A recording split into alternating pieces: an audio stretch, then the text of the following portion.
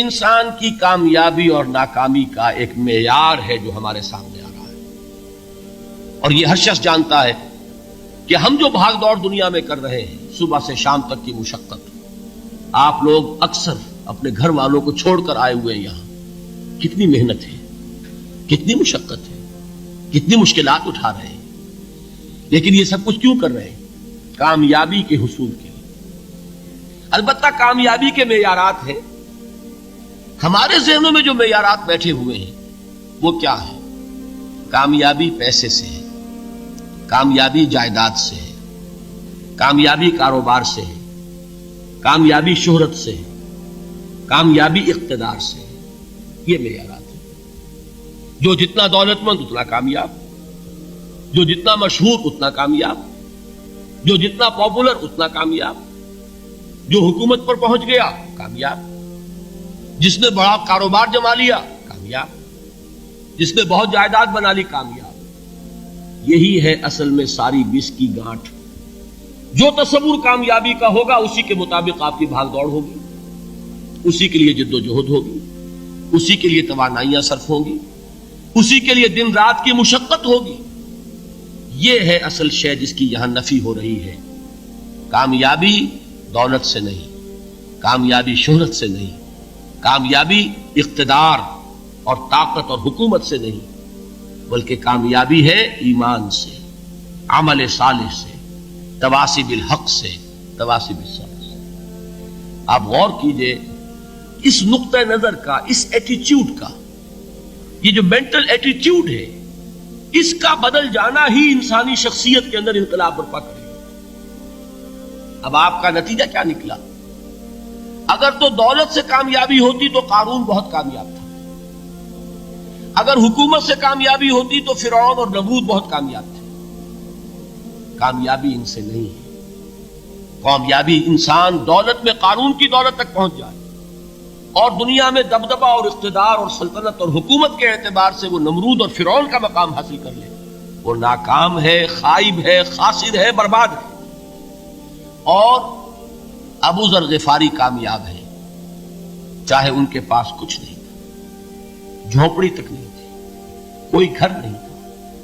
حضور نے فرمایا ہے اللہ کے کچھ بندے ایسے ہوتے ہیں جو کسی محفل میں جانا چاہیں تو انہیں اجازت نہ ملے، جو کہیں اگر رشتہ کرنا چاہیں کوئی ان سے رشتہ کرنے کو تیار نہ، کہیں کوئی سفارش کرنا چاہے تو ان کی کوئی بات ہی نہ سنے۔ لیکن اللہ کے ہاں ان کا وہ مقام ہے کہ اگر بھولے سے بھی کسی بات پر قسم کھا بیٹھتے ہیں تو اللہ ان کی قسم کی لاج رکھتا ہے۔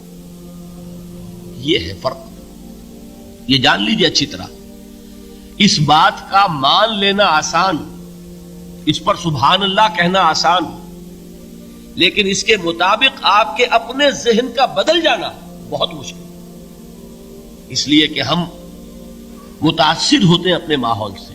وہ بڑا محل ہے، دیکھ کر ایک دفعہ جھرجھری آتی ہے، وہ بڑی سی 20 فٹ لمبی کار سناٹے کے ساتھ آپ کے پاس سے گزر گئی، ایک دفعہ اعصاب کے اندر ارتعاش ہوتا ہے، محسوس ہوتا ہے بڑے یہ نصیبے والے لوگ ہیں، بڑے خوش نصیب، بڑے کامیاب، حالانکہ کچھ معلوم نہیں کہ یہی سب سے بڑی بد نصیبی ہو سکتا ہے کہ یہی سب سے بڑی ناکامی ہو۔ اگر ذہنوں میں یہ بات بیٹھ جائے کامیابی کس شے سے، یہی وجہ دیکھیے قرآن مجید میں بارہا آپ دیکھیں اولئک هم المفلحون، یہ ہے لوگ کامیاب ہونے والے۔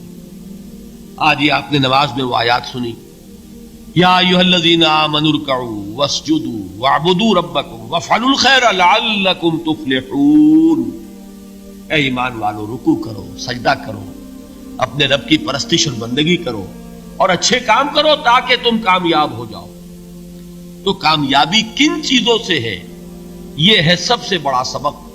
یہ ہمارے دل میں اگر بات بیٹھ جائے، ٹھک جائے، تو زندگی بدل جائے گی، صبح و شام بدل جائیں گے، نقشے بدل جائیں گے، بھاگ دوڑ کا رنگ بدل جائے گا، ویلیو سٹرکچر بدل جائے گا۔ آج وہ ایک چیز نہایت اہم نظر آ رہی ہے، کل نہایت غیر اہم نظر آئے گی۔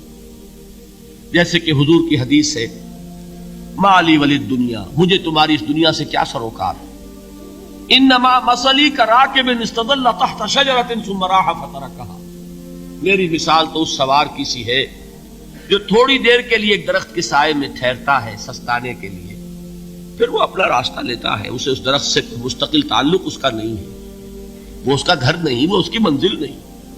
اسی طرح یہ دنیا میرا گھر نہیں ہے۔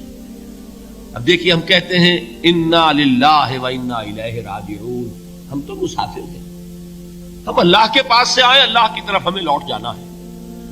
کن فی الدنیا کانک غریب و عابر سبیل، حضور فرماتے ہیں دنیا میں ایسے رہو جیسے کہ تم اجنبی ہو یا راہ چلتے مسافر۔ لیکن یہ طرز عمل کب ہوگا؟ جبکہ یہ آیت ہمارے ذہنوں کے اندر بیٹھ گئی ہو، والعصر ان الانسان لفی خسر الا الذین آمنوا وعملوا الصالحات وتواصوا بالحق وتواصوا بالصبر۔ یہ ہے اصل بات جو میں نے عرض کیا تھا کہ میں بتاؤں گا صحابہ کیوں ایک دوسرے کو یاد دلاتے تھے۔ اس لیے کہ دیکھیے، جیسے برف باری اگر ہو رہی ہو، آپ باہر نکلیں گے تو برف آپ کے کپڑوں پر جم جاتی ہے نا، تو آپ جھٹکتے ہیں کپڑوں کو تاکہ برف ہٹ جائے۔ ہمارے ایمان پر اس دنیا میں رہتے ہوئے جب ہم متاثر ہوتے ہیں ماحول سے تو گردہ آ جاتا ہے، برف پڑ جاتی ہے، اس کو جھٹکتے رہنے کی ضرورت ہے۔ اور وہ جھٹکنے کی بہترین اور مؤثر ترین شکل یہی ہے کہ یاد رکھو کامیابی ان چیزوں سے نہیں ہے۔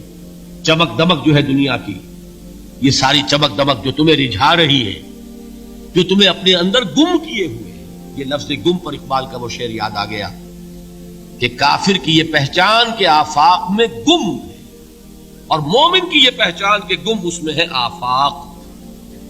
تم گم نہ ہو کر رہ جاؤ، اس میں مبہوت نہ ہو کر رہ جاؤ، مرعوب نہ ہو کر رہ جاؤ، دنیا ہی کی محبت تمہارے اوپر ڈیرے نہ ڈال دے، تمہارے دلوں کے اوپر مسلط نہ ہو جائے۔